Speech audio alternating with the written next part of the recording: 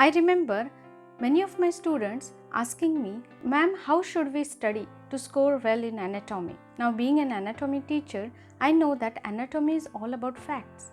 And I was in a fix because their exams were approaching, and now if I tell them how to study, what would be the output? So, if you are a student of medicine and you are in the first year, you have to start studying from day one, and that is called the preparation.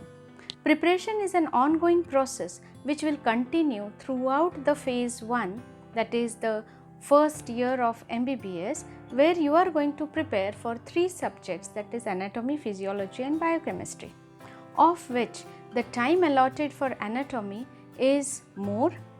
The topics that are covered, the lectures and the practicals, they are more, and hence you have to give more time to study and prepare for anatomy. Anatomy has different subheadings which we will go through in the next video. But remember, starting from day 1, you have to study. Now, how will you study? How will you prepare so that you would give a good exam at the end of the year? Now, when you are starting from day 1, please remember that this is not just keeping in view your exam or scoring in the exam. When you are studying from the day 1, you have to remember that you have to prepare yourself so that you can be a good doctor, so that you would have sound knowledge of the subject.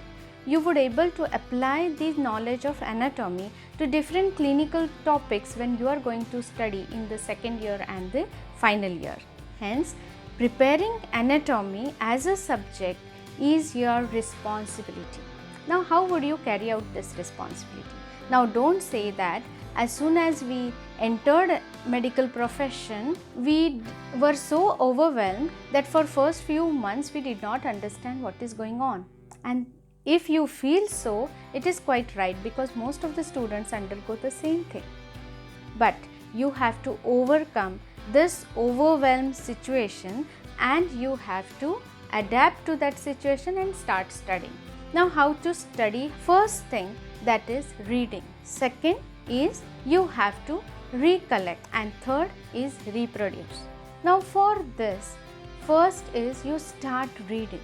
Suppose you have a lecture on a particular topic, say general anatomy, bones, a simple topic, yet it is very important for you to understand bones right from the beginning. Before going for that class, you would read that topic from any textbook. You may not understand certain terminologies, you may not understand certain areas of that topic, it's okay.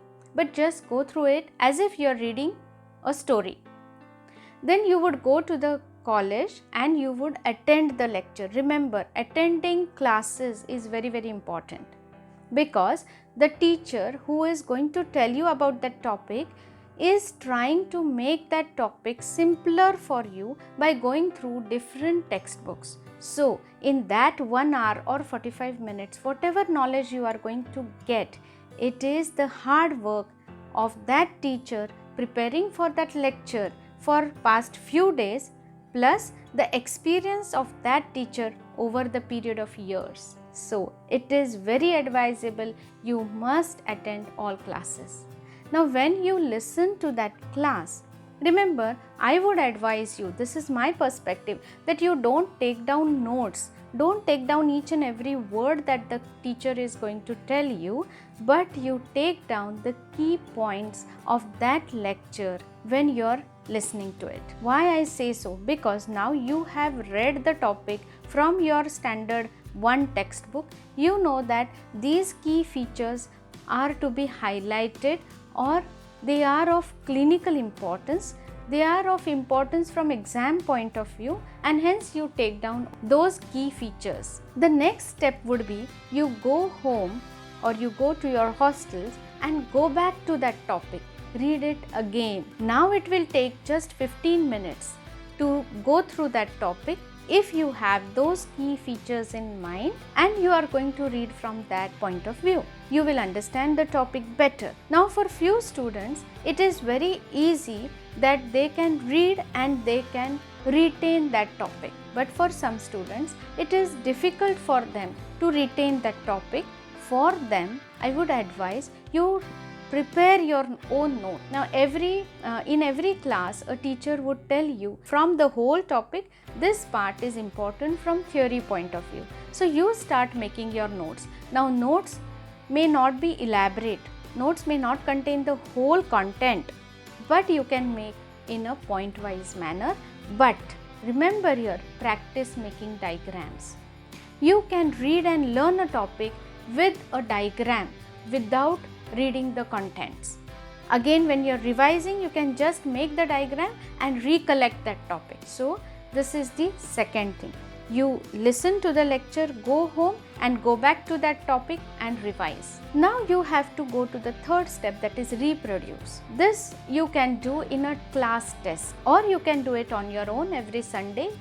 Whatever topics are covered in that week, you just sit quiet with your book closed and try to recollect and reproduce that topic. Now I mean, you take a paper and you just write down the key features of that topic. For example, from bones, suppose you want to recollect the classification of bone, write the heading and write the classification as the long bone, its example, short bone, its example.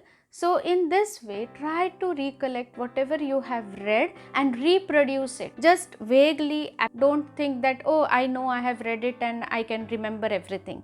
It will not work in anatomy, because anatomy is about facts and you have to present those facts as they are. You cannot change them.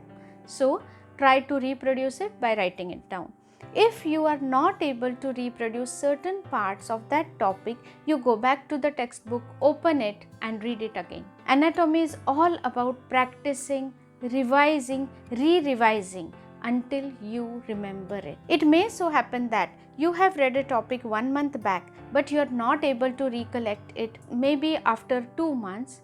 It is okay, it happens. Even when we are taking lectures, we have to go back to that topic and read minor details again to revise it for us before taking a class. So it is perfectly normal for students if you tend to forget. You have to go back to that topic and revise it again. It will come back to you. But basic things you have to understand and make your ideas clear. So we have seen, first you read it. Read it when? Before the class, after the class, so that your ideas are thorough. Second is you try to recollect, revise it, and third is you reproduce. Will help you to retain the topics of anatomy very well, and the same thing will go for a long term when you are preparing for your exams.